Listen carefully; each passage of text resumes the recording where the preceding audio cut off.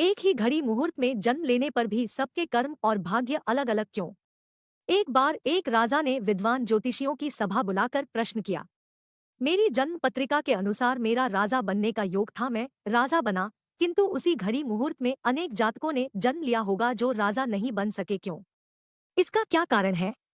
राजा के इस प्रश्न से सब निरुत्तर हो गए। अचानक एक वृद्ध खड़े हुए बोले, महाराज, आपको यहाँ से कुछ दूर घने जंगल में एक महात्मा मिलेंगे, उनसे आपको उत्तर मिल सकता है। राजा ने घोर जंगल में जाकर देखा कि एक महात्मा आग के ढेर के पास बैठकर अंगार खाने में व्यस्त है। राजा ने महात्मा से जैसे ही प्रश्न पूछा, महात्मा ने क्रोधित होकर कहा, तेरे प्रश्न का उत्तर आगे पहाड़ियों के बीच एक और महात्मा है, वे दे सकते हैं। राजा की जिज्ञासा और बढ़ गई। पहाड़ी मार्ग पार कर बड़ी कठिनाइयों से राजा दूसरे महात्मा के पास पहुंचा। राजा हक्का बक्का रह गया। दृश्य ही कुछ ऐसा था, वे महात्मा अपना ही मांस चिमटे से नोच नोच कर खा रहे थे। राजा को महात्मा ने भी डांटते हुए कहा, मैं भूख से बेचैन हूँ, मेरे पास समय नहीं है।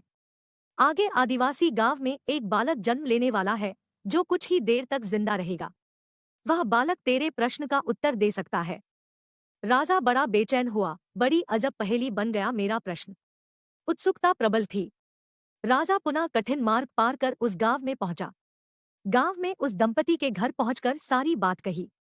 जैसे ही बच्चा पैदा हुआ, दंपत्ति ने नाल सहित बालक राजा के सम्मुख उपस्थित किया। राजा को देखते ही बालक हंसते हुए बोलने लगा, राजन, मेरे पास भी समय नहीं है, किंतु अपना उत्तर सुन लो तुम। मैं और दोनों महात्मा 7 जन्म पहले चारों भाई राजकुमार थे। एक बार शिकार खेलते खेलते हम जंगल में 3 दिन तक भूखे प्यासे भटकते रहे। अचानक हम चारों भाइयों को आटे की एक पोटली मिली। हमने उसकी 4 बाटी सेंकी।